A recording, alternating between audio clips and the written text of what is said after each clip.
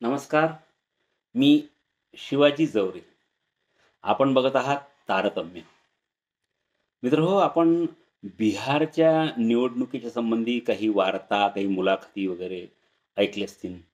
तर त्यात तुम्हाला हे दिसून येते, की राहुल गांधी, अखिलेश यादव, तेजस्वी यादव आणि तत्सम हे जे इंडिया आघाडीचे जे काही पक्ष आहेत, पुढारी आहेत, ते निवडणूक आयोगानं जी एक विशेष सखोल तपासणी उपक्रम लावून मतदार याद्यांचा जो एक निचरा सुरू केलेला आहे, त्यासंबंधी त्यांचा विरोध आहे.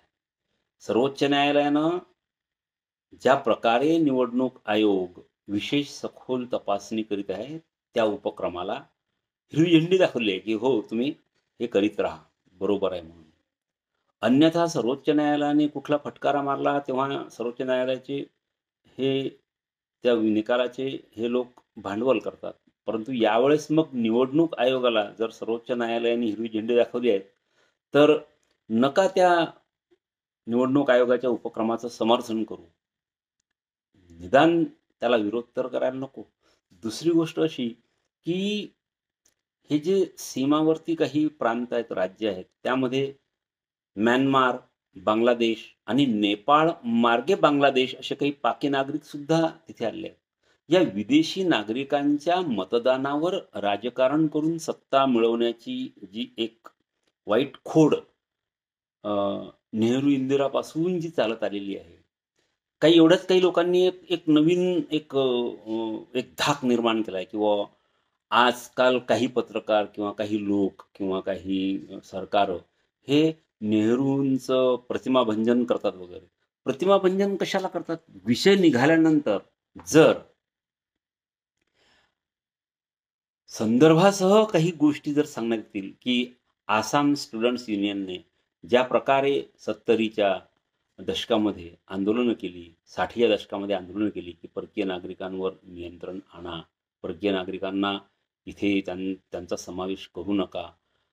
तेव्हापासून हा प्रश्न आहे आणि इंदिराजींनी 1971 मध्ये मायनॉरिटी फ्रंट या गुलाम उस्मानी यांच्या संघटनेच्या सोबत अ, एक निवडणूक युती करून त्यावेळेसची निवडणूक जिंकली होती आणि अत्यंत अल्प मतदान झालं होतं. कारण स्थानिक लोकांनी त्या मतदानामध्ये भागच घेतला नव्हता.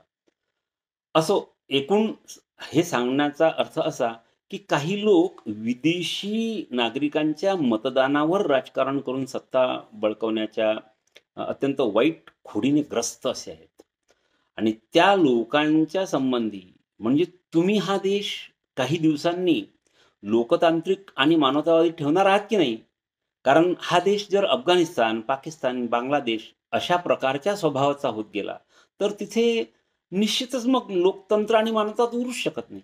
संपूर्ण दक्षिण आशियामध्ये आज उर्वरित भारतात ज्या प्रकारे लोकतंत्र, संविधान किंवा मानवतावाद आहे, तो जर टिकवून ठेवायचा असेल, तर निश्चितच भारतीय सरकारने, भारतीय लोकांनी, भारतीय प्रशासनाने, व्यवस्थापनाने या गोष्टीवर खूप कटाक्षाने लक्ष द्यायला पाहिजे, की येथे या शेजारच्या 3 देशामधील धर्माच्या आधारे त्रस्त असणाऱ्या लोकांच्या व्यतिरिक्त अन्य कोणा लोकांना इथे प्रवेश देऊ नये आणि त्यांना प्रवेश का द्यावा? तर फाळणीच्या नंतर आपल्याच शीर्षस्थ पुढाऱ्यांनी हे म्हटलेलं आहे असं, की पाकिस्तान, अफगाणिस्तान आणि बांगलादेशामध्ये धर्माच्या आधारे जे लोक त्रस्त असतील, त्या लोकांना आपण आश्रय द्यायला पाहिजे.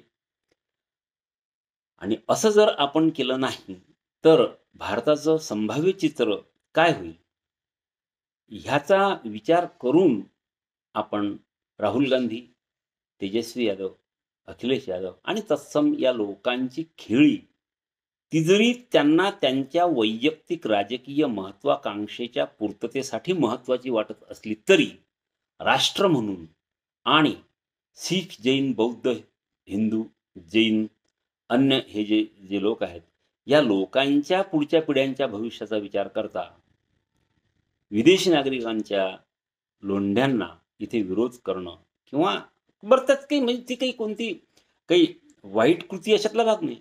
शेवटी विदेशी नागरिकांना आश्रय देण्याच्या ज्या काही मर्यादा असतात किंवा ज्या प्रत्येक राष्ट्राची जी एक सार्वभौमता असते, त्या सार्वभौमतेच्या दृष्टीने ते अत्यंत उचित कार्य आहे आणि त्याला सर्वोच्च न्यायालयाने सुद्धा परवानगी दिलेली आहे. असं असूनही प्रसारमाध्यमं, विचारवंत आणि सामान्य लोकसुद्धा या विषयासंबंधी कुठे काही फारसे गंभीर होताना दिसत नाही. यावरती विचार करून खरंच विदेशी नागरिकांना आश्रय देणं हे चुकीचं आहे. जर ते असतील तर त्यांना त्यांच्या देशात पाठवून देणं हे एक प्राथम्य क्रमानं करायचं काम आहे. या बाबतीमध्ये फारसं कोणी संवेदनशील असताना दिसत नाही. आणि ही जी यातली संवेदनहीनता आहे, ही संवेदनहीनता इतिहासामधील प्लासीच्या लढाईची आठवण करून देणारी आहे. प्लासीची लढाई जिंकल्यानंतर कंपनीचे 300 सैनिक प्लासी गावातून जेव्हा विजयी मिरवणूक काढत होते, तेव्हा रस्त्याच्या दोन्ही कडेनी स्थानिक लोक तोंडात बोटं घालून किंवा डोळे विस्फारून त्या 300 लोकांकडे बघत होते. जो लढाई जिंकला तो राजा, हा जो एक पारंपरिक भारतीय जनतेच्या जनमानसावर जो एक प्रभाव कायमचा कोरला गेला होता, त्याचा तो परिणाम होता, की जिंकले हे राजे. आता आपला काही याच्यावरती कुठलाच उपाय नाहीये. अशा निरुपाय, असहाय्य अवस्थेत एवढी मोठी जी दाटी रस्त्याच्या दोन्हीकडे उभी होती, ती बघून क्लाइव्ह लाईडनं नंतर संध्याकाळी असं म्हणतात, की आपल्या डायरीत नोंद केली होती, की एकेका स्थानिक नागरिकाने एक दगड उचलून जर कंपनीच्या 300 सैनिकावर फेकला असता, तर तर भारताचा इतिहास वेगळा असता. The history of India would have been different what it is now.